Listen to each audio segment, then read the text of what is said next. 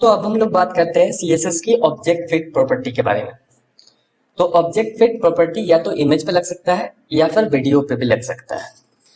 अब मैं इसको दिखाने के लिए सबसे पहले एक इमेज टैग लेता हूँ, उसके अंदर मैं एक इमेज लगाता हूँ, इमेज ऑब्जेक्ट डॉट जेपीजी।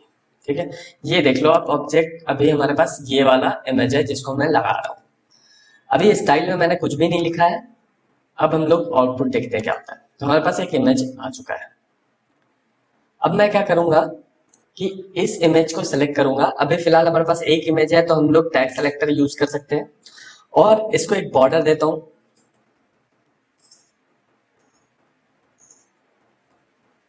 अब इसके बाद हम लोग क्या करेंगे, इसमें एक हाइट और विड्थ दे देता हूं मैं। तो फिलहाल विड्थ मैं दे देता हूं इसको 500 पिक्सल और हाइट देता हूं 400 पिक्सल। वैसे ही हो गया। अब मैं इसको रिफ्रेश करता हूँ, ये कुछ इस तरीके से बन गया। मतलब कि जो हमने हाइट दिया वो तो लिया इसने, बट इमेज का रेशियो बिगड़ गया।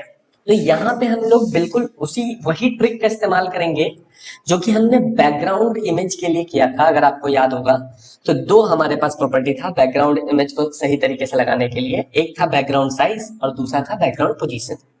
तो यहाँ पे भी हमारे पास सेम प्रॉपर्टी है, बस नाम अलग है। तो वो था बैकग्राउंड इमेज के लिए, ये दोनों जो प्रॉपर्टी मैं बताऊंगा वो है फॉरग्राउंड इमेज के लिए। ठीक है, तो फॉरग्राउंड इमेज के लिए हमारे पास एक प्रॉपर्टी होता है ऑब्जेक्ट फिट।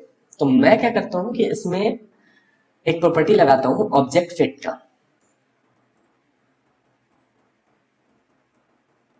और अभी फिलहाल इसको मैं दे देता हूं कंटेन। अब मैंने जब कंटेन दिया तो देखो कि क्या इफेक्ट आता है। अब देखो कंटेन में क्या हुआ कि आपको जो बॉर्डर मैंने लगाया था वो यही दिखाने के लिए लगाया था कि इमेज देखा जाए तो उतना बड़ा है, बट अब इमेज खुद में रिसाइज होके उसने क्या किया कि एस्पेक्ट रेशियो बिगाड़ा नहीं इमेज का और पूरा का पूरा इमेज दिखाया। लेकिन इसके चक्कर में क्या हुआ कि जो स्पेस हमने दिया था वो थोड़ा ब्लैंक रह गया। अब इसी चीज को मैं अगर फिल कर दूं तो क्या होगा।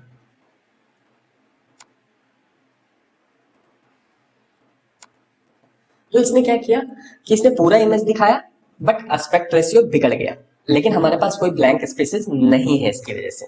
अब इसी चीज को मैं काम करता हूं, कवर कर देता हूं। आप ऑलरेडी ये बैकग्राउंड जो साइज था उसमें सेम यही पैरामीटर का वैल्यू लग रहा था। ठीक है, तो अब मैं यहाँ पे क्या करता हूँ कि इसकी जगह पे कवर कर देता हूँ। अब देखो जैसे बैकग्राउंड इमेज के लिए काम करता था, बिल्कुल फॉरग्राउंड इमेज के लिए भी ये ऐसे ही काम करेगा। ये क्या करेगा, ना तो एस्पेक्ट रेशियो बिगाड़ेगा और ना ही ब्लैंक स्पेसेस रहने देगा, लेकिन उसके चक्कर में क्या होगा, इमेज को काट देगा। इसने काट दिया। अब देखो, अब जब ये काट देता है तो ये तो ऑब्जेक्ट फिट तो हो गया। अब उसमें एक और प्रॉपर्टी था बैकग्राउंड पोजीशन, जिसके थ्रू हम लोग ये बताते थे कि अगर इमेज काट रहे हो भाई या छोटा कर रहे हो तो उसका पोजीशन हम बताएंगे। तो मान लो यहाँ पे मुझे टॉप वाली चीजें देखनी थी, तो मैं क्या करूंगा, यहाँ पे बैकग्राउंड पोजीशन की जगह पे एक हमारे पास प्रॉपर्टी है ऑब्जेक्ट पोजीशन, तो वो यूज कर लूंगा। तो यहाँ पे मैं यूज करता हूँ ऑब्जेक्ट पोजीशन और यहाँ पे कर देता हूँ टॉप सेंटर और इसको मैं सेव कर देता हूँ। अब देखो क्या हुआ, अब ये मुझे टॉप वाले इमेजेस दिखाने लग गया है। अब इसी तरीके से अगर मान लो कि मैं इसको कंटेन करता तो क्या दिखाता। अब देखो कंटेन किया मैंने यहाँ पे और इसको रिफ्रेश किया, अब ये मुझे बीच में दिखा रहा है। लेकिन अगर मैं चाहता हूँ कि लेफ्ट हैंड से स्टार्ट हो तो मैं क्या करूंगा कि यहाँ पे जो इसने सेंटर दिया है इसके जगह पे मैं कर दूंगा लेफ्ट। अब देखो ये क्या होगा, ये लेफ्ट साइड में चला गया। तो बेसिकली बात, ये मुद्दा ये है कि जो बैकग्राउंड साइज और बैकग्राउंड पोजीशन था बिल्कुल सेम है ऑब्जेक्ट फिट और ऑब्जेक्ट पोजीशन, बस वो बैकग्राउंड इमेज के लिए था, ये फॉरग्राउंड इमेज के लिए। तो दोनों पे सेम चीज आप लगा